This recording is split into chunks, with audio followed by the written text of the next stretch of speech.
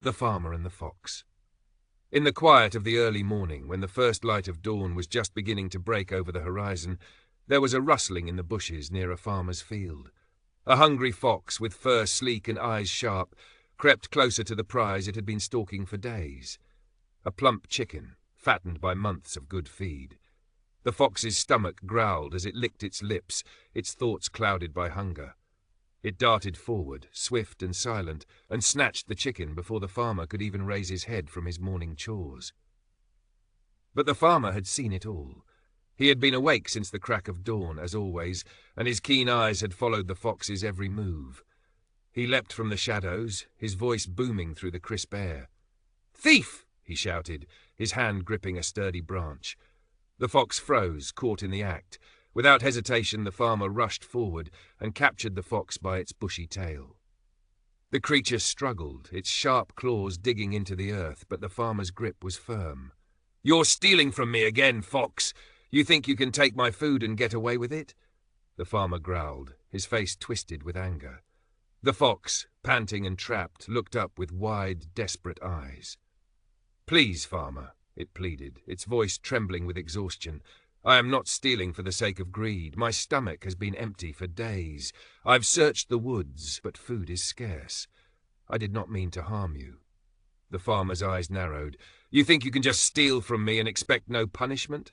His voice was a low, dangerous growl. "What will I tell my children? How will I explain that the food we worked so hard for is gone, just because you wanted to eat?" The fox's ears drooped, and for a moment it said nothing. The tension in the air was thick as the two locked eyes.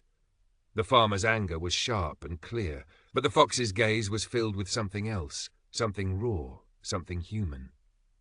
"I did not want to take from you," the fox said, its voice softening. "But hunger is a powerful thing. It clouds your mind. It makes you forget yourself. All I wanted was to survive. I did not think of the cost until it was too late." The farmer hesitated. His grip on the fox loosened just a fraction, a flicker of doubt crossing his stern face. But he quickly pushed it away. "Survival or not," he snapped, "the rule is the same. If you take from me, there will be consequences." But the fox, sensing an opening, spoke again. "If you were to see the world through my eyes, the hunger, the desperation, perhaps you would understand." The fox's voice trembled with emotion now, and its eyes seemed to glisten in the early morning light. "I did not come here to steal from you, farmer. I came here to survive, to live one more day." The farmer looked at the fox for a long moment. His heart, hardened by years of work and toil, seemed to soften just a little.